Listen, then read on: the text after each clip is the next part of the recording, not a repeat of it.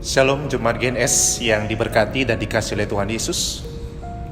Kembali kita boleh berjumpa dalam ibadah Jumat Agung yang kita laksanakan pada pagi hari ini. Situasi suasana yang sekarang kita rasakan dan alami, saya selalu berdoa dan berharap bahwa kita tetap bisa merasakan kedamaian dan ketenangan di dalam Tuhan Yesus Kristus Tuhan, yang hari ini kita memperingati akan pengorbanannya, kematiannya bagi kita semua. Jemaat telah membaca bacaan Alkitab kita hari ini yang terambil dari surat 2 Korintus pasal yang kelima ayat 19 sampai dengan ayat ke-21. 3 ayat yang telah kita baca semua akan kita renungkan di bawah tema kasih Allah yang memulihkan dan menyelamatkan. Jadi tema akan khotbah pada Jumat Agung ini adalah kasih Allah yang memulihkan dan menyelamatkan. Ketika kita bersama kembali boleh memperingati akan pengorbanan, akan kematian Yesus Kristus dalam kehidupan kita, melalui peristiwa ibadah Jumat Agung yang boleh kita kembali lakukan pada hari ini, kita diingatkan akan betapa besarnya kasih Allah akan kehidupan manusia. Seperti bunyi introitus kita, firman yang mendasari ibadah ini dari Yohanes 3:16 yang berbunyi, karena begitu besar kasih Allah akan dunia ini, sehingga Ia telah mengaruniakan anaknya yang tunggal, supaya setiap orang yang percaya kepadanya tidak binasa, melainkan beroleh hidup yang kekal. Bapa di surga mengirim anaknya tunggal Yesus Kristus untuk menderita, mati, menebus dosa kita semua. Itulah sebuah demonstrasi, sebuah tindakan Allah yang menunjukkan akan kasih-Nya yang besar itu bagi kita manusia, bagi kita semua orang yang berdosa ini. Itulah yang akan kita renungkan bersama hari ini, kasih Allah yang memulihkan dan menyelamatkan itu. Bapak Ibu Saudara Jemaat GNS yang diberkati oleh Tuhan, kalau kita bicara tentang kasih Allah dalam kehidupan kita, saya meyakini bahwa saudara semua pasti sepakat bahwa Allah sangat mengasihi saudara dan juga saya. Dan kasih Allah itu bukan hanya sebuah ucapan semata, bukan hanya sebuah tulisan semata, seperti yang kita baca tadi dari Injil Yohanes 3 ayat 16. Tetapi kasih Allah juga dinyatakan melalui tindakan yang sungguh-sungguh dapat kita rasakan dan kita alami dalam kehidupan kita semua. Kalau kita dalam kehidupan hari-hari kita sungguh bersuka cita dan bahagia kalau kita boleh merasa kita dikasihi oleh orang lain. Ketika kita bersyukur kita dikasih oleh istri kita, suami kita, oleh anak kita, oleh keluarga kita, oleh sesama kita. Perasaan dikasih itu, saudara, itu akan menolong kita semua boleh memiliki keberhargaan kehidupan ini. Padahal kita tahu kasih manusia itu terbatas sifatnya.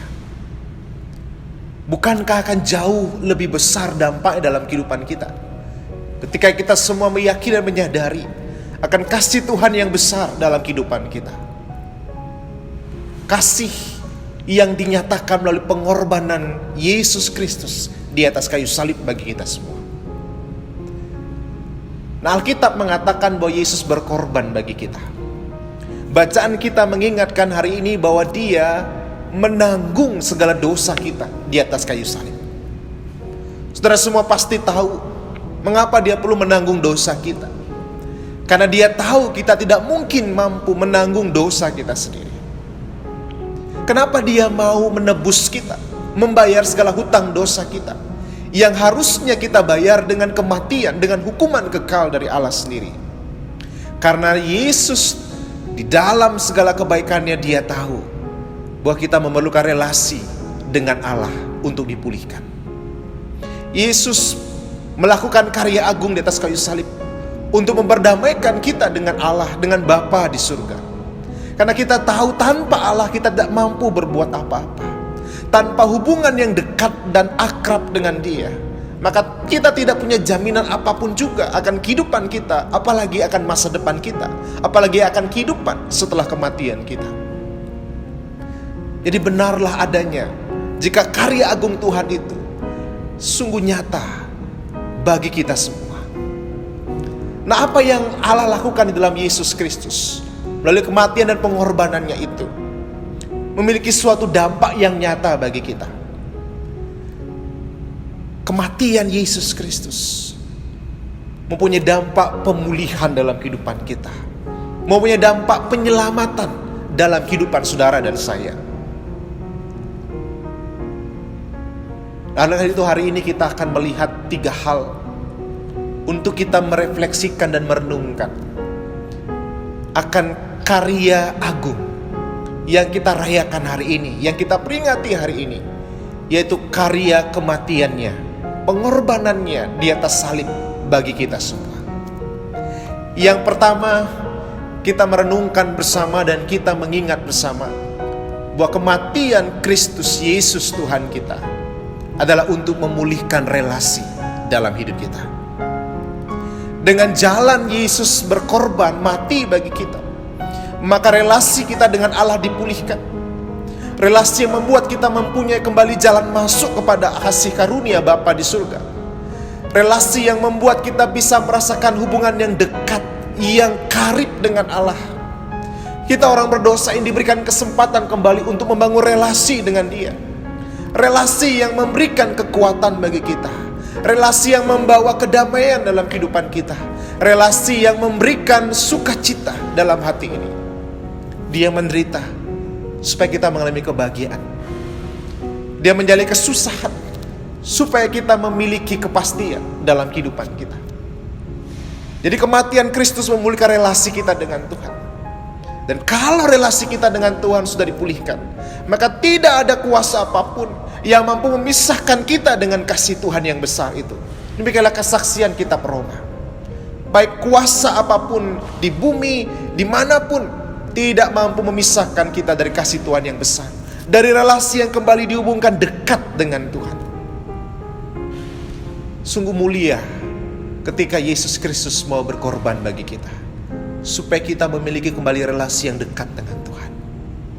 Dan di bagian kitab Roma yang lain dikatakan, kalau Allah bersama dengan kita, di pihak kita, siapa lawan kita? Ayat itu ingin menunjukkan kepada kita, kalau kita bisa kembali memiliki hubungan dengan Tuhan, maka tidak ada kuasa apapun yang lebih besar daripada kuasa Tuhan dalam kehidupan kita. Dan kematian Kristus telah memulihkan relasi kita dengan Dia, memulihkan hubungan yang dekat dan karib dengan Allah. Bapak saudara, Bapak Ibu mungkin pernah ingat ketika saya mengatakan, ketika hubungan kita kembali dekat dengan Allah, sebenarnya Allah lebih banyak, Bapa kita di surga akan lebih banyak terkena dampak yang tidak baik daripada kita. Tapi sebaliknya, pemulihan relasi itu baik bagi kita. Namun Allah tetap melakukannya. Dia tetap memulihkan relasinya dengan kita. Padahal Dia tahu betul bahwa dengan memulihkan relasi itu, Dia bisa tetap disakiti, Dia bisa merasa sedih melihat kehidupan kita.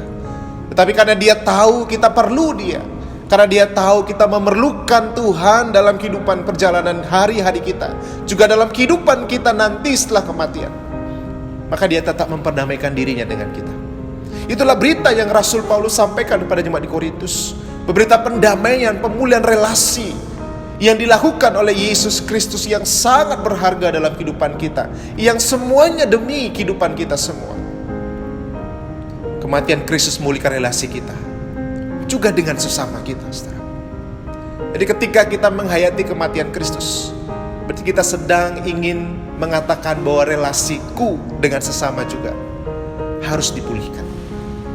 Kita tidak bisa mengalami pemulihan relasi dengan Allah tanpa kita juga memulihkan relasi dengan sesama kita.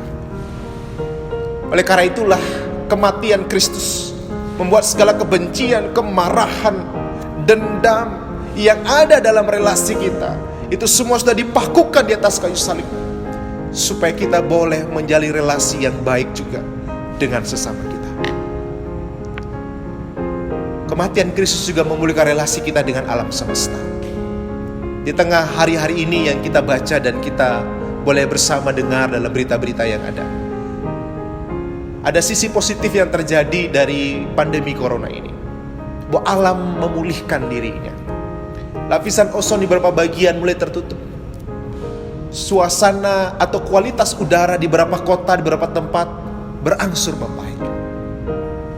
Ini hal yang baik yang dapat kita renungkan, bahwa ketika kita menghayati kematian Tuhan, itu berarti ada pemulihan bagi semua. pemulihan dalam relasi kita dengan Allah, pemulihan dalam relasi kita dengan sesama, demikian juga dengan alam ciptaan Tuhan. Itu yang pertama, bahwa kematian Kristus memulihkan relasi dalam kehidupan kita. Lalu yang kedua, kematian Kristus menunjukkan betapa berharganya kita bagi Dia. Saudara, kalau kita baca Alkitab kita, maka ketika Yesus menebus, membayar hutang dosa kita, maka dalam konsep yang sederhana, saudara, dalam kehidupan hari-hari kita, kalau kita ingin menebus suatu barang yang kita sudah gadaikan, maka kita harus menebus sesuai dengan harga barang itu. Kalau kita ingin membayar hutang kita, maka kita perlu membayar hutang sesuai dengan hutang kita, mungkin ditambah bunga berapa persen. Dan tidak mungkin jumlahnya sangat jauh dari apa yang telah kita pinjam. Jadi apa yang kita bayar, kita tebus, itu menunjukkan nilai dari apa yang telah entah kita gadaikan atau kita pinjam. Nah, saudara kasih Tuhan, kalau kita melihat karya kematian Kristus sebagai kita, dengan memberikan nyawanya, hidupnya yang tidak berdosa, tidak bercacat itu, artinya nilai saudara dan saya sebegitu tingginya di mata Tuhan, berharga di mata Dia. Oleh karena itu saya mengajak saudara dan saya untuk mengingat hidupmu dan hidup saya itu berharga bagi Dia. Seharga apa? Seharga nyawa Kristus yang tidak berdosa, untuk menebus kita semua orang berdosa ini. Oleh karena itu mari kita semua merenungkan kehidupan kita. Ketika hidup ini sungguh berharga di mata Tuhan, mari kita gunakan hidup kita juga untuk dengan hal-hal yang berharga dan bernilai. Jangan terlalu banyak menghabiskan waktu kita untuk hal-hal yang sia-sia, hal yang dapat merusak hidup kita maupun hidup orang lain. Segala bentuk hal yang tidak baik, apalagi yang jahat di mata Tuhan, mari kita tinggalkan, mari kita tidak lakukan dalam kehidupan kita. Ingat, hidup kita semua singkat di dunia ini. Mari kita gunakan hidup kita untuk boleh melakukan hal-hal yang bernilai dan berdampak bagi orang lain. Mari kita gunakan hidup kita sebisa mungkin di dalam segala keterbatasan kita, bahwa hidup kita harus jadi berkat bagi orang lain. Saudara, engkau sangat berharga di mata Tuhan. Nilai itu sudah Dia taruhkan sesuai dengan nilai nyawanya di atas kayu salib. Maka mari kita melihat betapa berharga hidup kita untuk kita jalani. Ketika kita hari ini menghadapi situasi pandemi corona, mari kita melihat bahwa kita orang-orang yang berharga di mata Tuhan. Maka kita punya panggilan untuk mengusahakan kehidupan juga yang punya nilai yang baik bagi sesama kita. Itu yang kedua, saudara, bahwa kematian Kristus menunjukkan betapa berharganya kita bagi Dia. Terakhir yang ketiga, kematian Kristus bagi kita, sebagaimana yang kita baca, memberi jalan kepada keselamatan. Ketika manusia yang berdosa tidak punya cara untuk menyelamatkan dirinya, mereka seperti menemui sebuah jalan buntu untuk menuju kepada keselamatan yang mereka harapkan dalam kehidupan mereka, khususnya setelah mereka mati atau meninggalkan dunia ini. Tapi melalui kematian Kristus, jalan buntu itu dibukakan kembali, jalan keselamatan disediakan bagi manusia yang berdosa. Itulah sebabnya, saudara, mari di hari Jumat Agung ini kita terus mengatakan dalam hati kita, Tuhan, Engkaulah Tuhan, Yesus, Engkaulah Juru Selamat satu-satunya dalam kehidupan saya. Engkaulah jalanku menuju kepada keselamatan. Karena demikianlah bunyi kesaksian firman Tuhan juga dari Injil 14 ayat yang ke-6, bahwa Yesuslah satu-satunya jalan yang menuju keselamatan kepada Bapa di surga. Yesuslah jalan yang menuju persekutuan kita yang abadi, yang kekal dengan Allah. Maka kematian Kristus membuka jalan keselamatan itu bagi kita. Dan jalan itu ditawarkan bagi saudara dan saya. Dan mari kita meresponi juga dengan benar, dengan cara hidup dalam pertobatan sesuai dengan apa yang Tuhan mau. Hidup dalam pertobatan yang benar, itu bagian ekspresi iman kita kepada Tuhan. Tidak mungkin saudara dan saya, kita mengatakan, oh saya percaya Yesus sebagai Tuhan dan Juru Selamat, tetapi saudara tidak bertobat, saudara dan saya tidak hidup dalam pertobatan sejati, maka itu sama dengan perbuatan yang bertentangan. Karena kalau kita percaya, kita meyakini Yesus sebagai Tuhan Juru Selamat, maka kita pasti hidup dalam pertobatan. Kita tidak akan hidup dalam kejahatan. Kita tidak suka hidup dalam apa yang tidak benar, tetapi kita lebih suka bergemar di dalam kebenaran, apa yang baik dan berguna dalam hidup kita. Oleh karena itu saudara dikasih Tuhan, mari kita ingat kematian Tuhan membuka jalan. Kematian Kristus membuka jalan bagi keselamatan. Maka responi dengan benar. Terima Dia sungguh-sungguh dalam hatimu sebagai Tuhan Juru Selamat. Dan hiduplah dalam pertobatan supaya engkau mengalami keselamatan itu. Karena kita tidak tahu waktu kita sampai kapan. Dan kita semua sadar bahwa hidup kita sementara di dunia ini. Kita bersyukur kita punya jalan itu. Jalan kembali kepada kasih karunia Allah.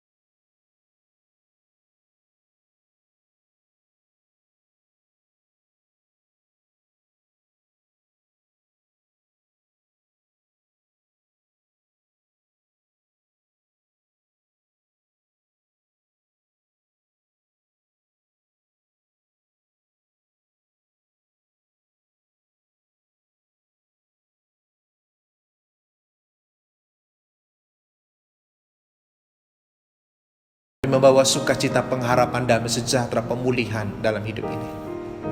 Maka syukuri, hargai, hormati, dan resapi, hidupi karya kematian Kristus, pengorbanannya di kayu salib bagi saudara dan saya.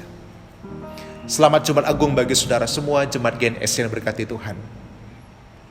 Mari kita semua sungguh boleh menghayati dengan benar makna kematian dan pengorbanan Tuhan Yesus Kristus sebagai manusia di dalam kehidupan kita. Terpujilah Tuhan. Tuhan memberkati saudara semua. Mari kita sekarang berdoa saudara. Kita berdoa bagi firman Tuhan dan juga kita berdoa bagi syafaat kita bersama-sama pada hari Jumat Agung ini. Mari kita berdoa. Tuhan, kami bersyukur untuk waktu yang Tuhan beri, kami boleh kembali beribadah pada ibadah Jumat Agung ini. Untuk kembali mengenang, mengingat dan menghayati, bahkan menghidupi akan makna kematian, pengorbanan Yesus Kristus di kayu salib bagi kami semua orang berdosa ini. Terima kasih Tuhan untuk firman-Mu. Roh Kudus-Mu kami terus mohonkan untuk menolong kami semua, supaya kami boleh menghidupi kebenaran akan makna kematian dan pengorbanan-Mu bagi kehidupan kami semua. Bapak hamba berdoa juga di kesempatan yang baik ini bagi setiap jemaat-Mu di Galani Sabda di Cice. Dalam setiap apa yang harus mereka masih lalui dalam situasi hari ini, Tuhan kiranya selalu menolong dan menguatkan. Pribadi-pribadi yang ada, keluarga-keluarga, Tuhan menolong memberkati. Engkau juga menolong memberkati bagi saudara kami dalam kelemahan fisik. Tuhan pulihkan, sembuhkan mereka. Ya, dari pergumulan hidup Tuhan kuatkan mereka untuk berpengharapan di dalam Tuhan. Yang sedang menghadapi sesuatu yang berat menekan hidup mereka, mengambil alih bahkan segala jalan-jalan mereka, Tuhan menuntun mereka kembali kepada jalan Tuhan. Biarlah jemaat-Mu di Galani Sabda di Cice, bahkan bagi setiap siapapun yang boleh mendengar rekaman ini, mereka boleh mengalami kekuatan, lawatan, kelegaan di dalam Tuhan. Bapa di surga, hamba berdoa juga secara khusus bagi situasi pandemi corona yang masih terjadi sampai hari ini. Kami bersepakat Tuhan kepada mohon belas kasihan Tuhan. Engkau yang sanggup menolong kami Tuhan, maka kepadamu kami merendahkan diri, berseru dan memohon, kiranya Tuhan menolong kami semua. Kasihanilah kami ya Tuhan. Kiranya pandemi ini boleh cepat berlalu, dan biarlah kami boleh mengambil pelajaran yang baik dari situasi yang terjadi. Bapa, kami berdoa menyerahkan bagi pemerintahan kami, aparat kami, supaya mereka boleh mengambil kebijakan apa yang harus diambil, dan ajar kami seluruh rakyat mendukung dan mentaati apa yang seharusnya untuk kami lakukan. Bapa berdoa dalam segala yang sekarang terjadi, khususnya bagi orang-orang yang berjuang di garis terdepan dalam situasi ini, para medis, dokter, perawat, bidan, semua yang terlibat di garis terdepan. Kami berdoa bagi mereka, perlindungan-Mu kiranya bagi mereka. Luputkanlah kiranya mereka dari virus corona. Dan Tuhan juga kiranya menolong keluarga yang harus mereka tinggalkan. Pengorbanan mereka, Tuhan akan melihat dan memberkati mereka. Bagi pasien positif yang dirawat hari ini di berbagai rumah sakit Indonesia, kami berdoa mohon pemulihan dalam Tuhan. Kami juga mohon berdoa Tuhan, biarlah kami boleh menjaga diri kami dan juga sesama kami dengan hal-hal yang harus kami lakukan, melalui pembatasan fisik dan pembatasan sosial dalam kehidupan kami. Bagi yang masih harus bekerja keluar rumah, Tuhan kiranya melindungi menjaga mereka. Tuhan juga akan terus memberikan damai sejahtera dalam kehidupan keluarga-keluarga. Di tengah waktu kebersamaan yang ada, biarlah digunakan dengan baik, dan kami boleh lebih lagi untuk saling mengenal satu dengan yang lain, dan lebih lagi untuk menyatakan kasih Tuhan satu dengan yang lain. Berkati lingkungan di mana kami tinggal ya Tuhan. Berkati tetangga kami, biarlah kasih Tuhan juga menyapa mereka dengan kasih yang besar dan mulia itu. Terima kasih ya Tuhan, berkati juga pelayanan-pelayanan yang boleh dilakukan oleh jemaat Tuhan di tengah situasi hari ini. Tuhan menolong dan menuntun kami. Berkati para hamba-hamba-Mu yang terlibat dalam pelayanan. Kami juga berdoa terus bagi LKSA Widyasi Badung di Cice. Biarlah Tuhan menolong mereka dalam segala pergumulan mereka juga. Cukupkanlah segala keperluan mereka. Dan Tuhan beri hikmat pada pimpinan dan seluruh staf, untuk mereka boleh mengembangkan pelayanan yang Kau percayakan melalui pelayanan Widyasi yang ada di Cice ini. Terima kasih ya Tuhan Yesus. Akhirnya Tuhan, kepada-Mu lah kami serahkan hidup kami. Ke dalam tangan-Mu lah kami serahkan masa depan kami. Biar Engkau Allah yang berkarya sepenuhnya bagi kami semua. Sebab kami tahu Engkau lah kekuatan kami, pengharapan kami, yang harus kami andalkan dan kami percayai dalam kehidupan ini. Terima kasih ya Bapa di surga, segala kemuliaan hormat bagi nama-Mu. Kami percaya Tuhan Engkau akan menolong kami semua. Kami percaya Engkau tidak pernah meninggalkan kami. Kami percaya semua masih dalam kendali Tuhan sepenuhnya. Dan biarlah jemaat-Mu di GNS tetap mengalami ketenangan, kekuatan, bahkan damai sejahtera Tuhan. Biar damai sejahtera Tuhan kiranya menyertai, menuntun kehidupan jemaat-Mu di GNS. Ya, hatinya penuh dengan sukacita, dan hati mereka dikuasai oleh damai sejahtera Yesus Kristus. Dan mereka mengalami kekuatan dalam Roh Kudus-Mu yang menuntun, menguatkan, menghibur mereka dalam menjalani hari-hari mereka. Dari sampai kelak Engkau menyatakan kemuliaan-Mu bagi kehidupan kami semua. Di dalam nama Tuhan Yesus kami berdoa. Amin. Selamat Jumat Agung, Jemaat GNS seperti Tuhan. Tuhan bersama saudara dan mengasihi saudara semua. Salam sehat bagi kita.